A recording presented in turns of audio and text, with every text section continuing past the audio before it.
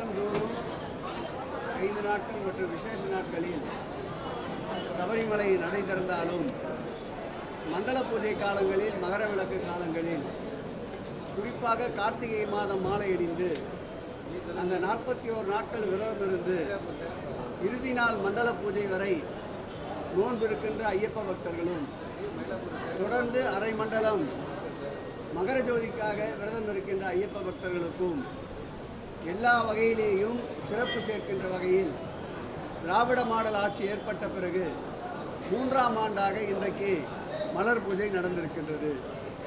இந்த மலர் பூஜையில் 40 ஆண்டுகளுக்கு மேலாக தொடர்ந்து சபரிமலைக்கு சென்று வருபவர்களுக்கு ஐயப்பன் உருவம் குறித்த வெள்ளி டாலரும், அவர்களுக்கு பாராட்டு தெரிவிக்கின்ற வகையில் சுவாமியுடைய அங்கவஸ்திரமும் போற்றுகின்ற நிகழ்வு இன்றைக்கு இனிதே நடைபெற்றிருக்கின்றது.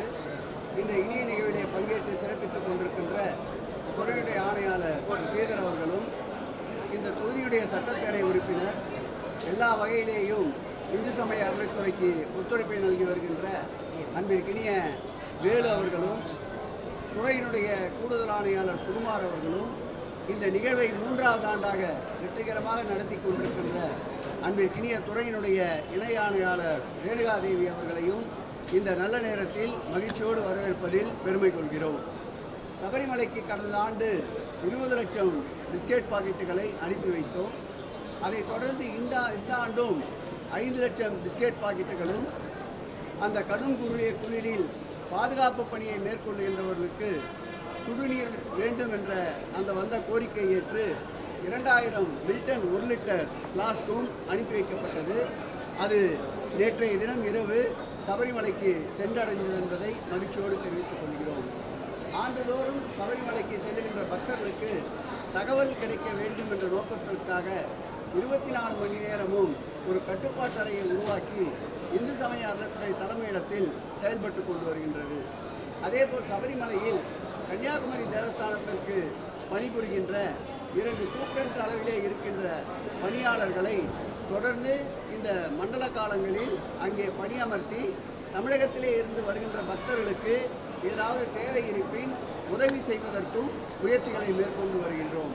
அந்த வகையில் இந்த ஆட்சி ஏற்பட்ட பிறகு ஆன்மீக பயணங்களில் அதிக அக்கறை கொண்டுதான், அது மானசேவர் என்றாலும் சரி, அடுத்து காசி யாத்திரை என்றாலும் சரி, ஆடி மாதங்களிலே செல்கின்ற ஆன்மீக சுற்றுலா என்றாலும் சரி, அதேபோல் புரட்டாசி மாதத்திலே செல்கின்ற பெருமாள் திருக்கோயிலுக்கு சுற்றுலா என்றாலும் சரி, அதேபோல் அறுபடை வீடுகள் என்றாலும் சரி, அனைத்து வகையிலேயும் 60 வயது முதிர்ந்தவர்களுக்கு இது போன்ற பிரயாணங்களை மேற்கொள்வதற்குண்டான பொருளாதார சூழ்நிலையில் இல்லாதவர்களுக்கு பேருதவியாக இந்த ஆட்சியில்தான் ஆன்மீகம் என்று சொல்லுகின்ற வார்த்தைக்கு ஒரு அர்த்தத்தை சேர்க்கின்ற வகையில் அந்த இறையன்பர்களுக்கு எல்லா வகையிலேயும் உதவுகின்ற ஒரு ஆட்சியாக திராவிட மாடல் ஆட்சி திகழ்கிறது என்பதற்கு இன்று நடைபெறுகின்ற இந்த ஐயப்பன் மலர் பூஜை ஒரு சாட்சி. இந்த ஆட்சியில்தான் நம்முடைய நவராத்திரி திருவிழா, அதேபோல் மகா சிவராத்திரி திருவிழா போன்ற திருவிழாக்களும் இந்த ஆட்சியில்தான் இந்து சமய அறநிலைத்துறையில் இருக்கின்ற திருக்கோயிலின் சார்பில் தொடர்ந்து எடுக்கப்பட்டு வருகின்றது என்பதை மகிழ்ச்சியோடு தெரிவித்துக் கொள்கிறோம்.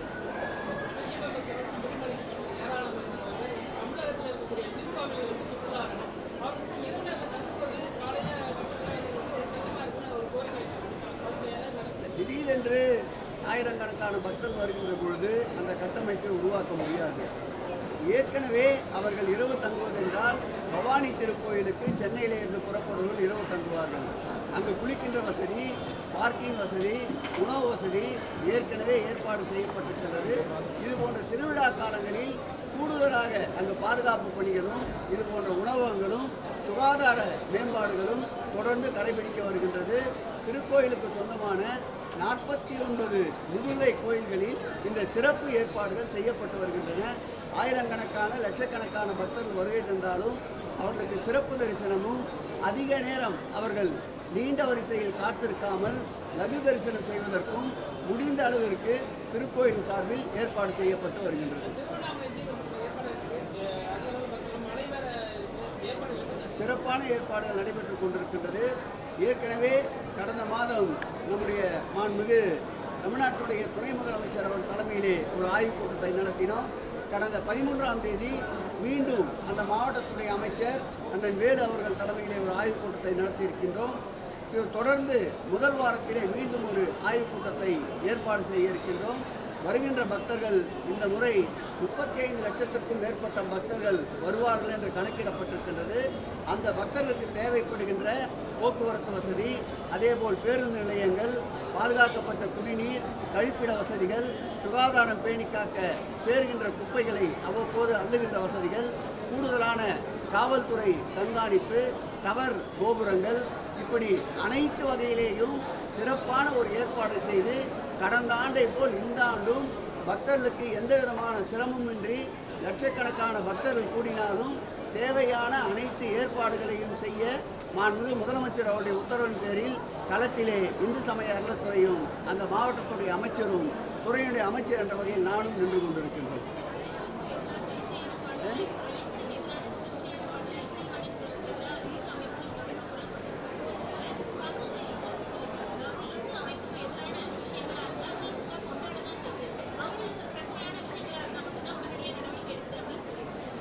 நிறைய கற்பனையோடு இருப்பாங்க. நேற்று கூட பார்த்தீங்கன்னா தூத்துக்குடியில் இறங்குறாங்க. அதாவது யானை, திருச்செந்தூர் யானை ஏற்பட்ட விபத்தில் அவர்களுக்கு உரிய நிவாரணம் இல்லை என்று பேட்டி கொடுத்து கொண்டிருக்கின்றார்கள். அவர்கள் பேட்டி கொடுக்கின்ற போது அந்த குடும்பத்திற்கு 10 லட்சம் ரூபாயை வழங்கிய ஆட்சி திராவிட மாடல் ஆட்சி, மாண்புமிகு தமிழக முதல்வருடைய ஆட்சி. கேட்காமலே தருகின்ற மனம், கேட்டதெல்லாம் தருகின்ற குணம் படைத்த முதல்வருடைய ஆட்சியில் தவறு யார் செய்தாலும், மதங்களில் பிளவுகளை ஏற்படுத்த யார் முற்பட்டாலும் அவர்கள் மீது கடுமையான நடவடிக்கை எடுக்கின்ற முதல்வர் அவர்கள் நிச்சயம் இது குறித்து தவறு இருந்தால் தீர விசாரித்து உண்மை இருக்குமாயில் நிச்சயம் நடவடிக்கை எடுப்பார். இதில் மதங்களை சார்ந்து இந்த ஆட்சி அல்ல, இந்த ஆட்சி எல்லோருக்கும் எல்லாம் என்ற வகையிலே செயல்படுகின்ற ஆட்சி.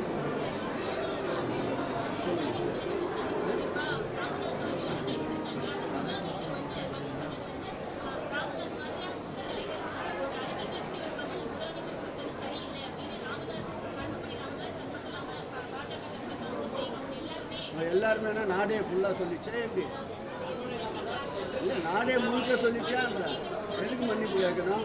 என்ன சொன்னார் அவர்? தேவையில்லாத ஏதாவது ஒரு அறிக்கை தினத்தோடு விடுறாங்கிறாரு. அதில் என்ன தப்பு இருக்குது?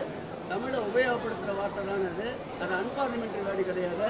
அது எப்படி தவறுன்னு சொல்ல முடியும்? கடந்த காலங்களில் அவர் விட்ட அறிக்கையை எல்லாம் எடுத்து பாருங்கள். கொச்சையாக யாரையும் தரந்தாழ்ந்து பேசுகின்ற சூழல் இருப்பவர், எங்கள் முதல்வர் கண்ணியத்திற்கு பாதுகாவலராக இருப்பவர், கண்ணிய குறைவாக எதுவும் பேசவில்லை. ஆகவே அப்படி பேசுகின்ற சூழலும் எங்கள் முதல்வருக்கு எப்போதும் ஏற்படாது. மன்னிப்பு கேட்கின்ற பழக்கம் எங்களுக்கு இல்லை. தவறு என்றிருந்தால் நிச்சயம் முதல்வர் அவர்கள் அதற்குண்டான பிராயச்சித்தத்தை தேடுவார். அவர் கூறிய வார்த்தையில் எல்லளவும் தவறு இல்லை.